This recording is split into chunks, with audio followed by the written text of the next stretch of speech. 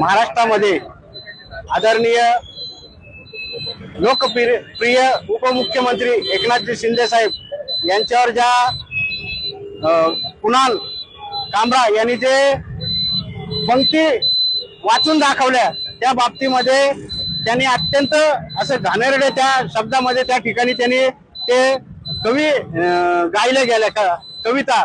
तर आज आम्ही शहर शिवसेनेच्या वतीने या ठिकाणी त्या कामराचा त्याचा पुतळ्याचं दहन करून त्याचा निषेध करण्यात आले आणि त्याला खरं तर मुंबई काय महाराष्ट्रामध्ये देखील त्याला शिवसैनिक कुठं रस्त्यावर फिरू देणार नाही। आज त्यांचा आम्ही निषेध केला।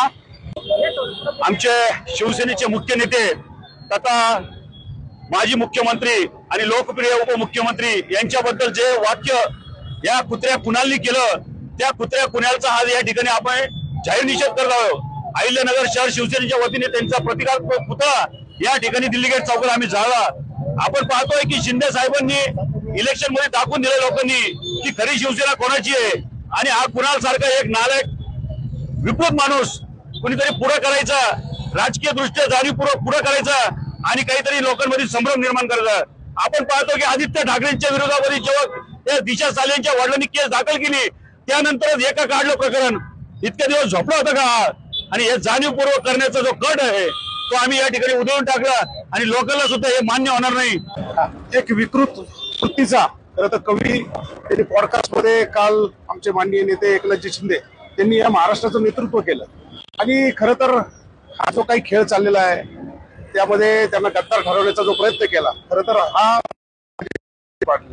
वेगळ्या पद्धतीचा उठाव एकनाथ शिंदे साहेबांच्या माध्यमातून हिंदुत्वासाठी खरं तर शिवसेना भारतीय जनता पार्टीची जी युती बाळासाहेब ठाकरेंना अभिप्रेत होती त्याला कुठेतरी बगल दिल्यामुळे जो उठाव झाला त्याच्या माध्यमातून एकनाथजी शिंदे यांनी नेतृत्व केलं आणि आपण पाहिलं असेल जरी त्यावेळेस ते मुख्यमंत्री झाले असतील तर आता जनतेच्या दरबारात गेल्यानंतर लोकांनी कौल दिला आणि तो अत्यंत मोठा कौल दिला त्याच्यामुळे आता तो विषय राहिला नाही। पण काही जणांना हे बोलल्याशिवाय दिवस करमत नाही आणि म्हणून त्यांची ट्विट राजकीय ट्विट याच्यातून काही साध्यता होणार नाही। पण कुणाल कामरा त्यांनी जी वक्तव्य केलं त्याला उद्याच्या काळात शिवसैनिक महाराष्ट्रात फिरून देणार नाही। एकही कार्यक्रम त्याचा उद्याच्या काळात या महाराष्ट्रात होणार नाही।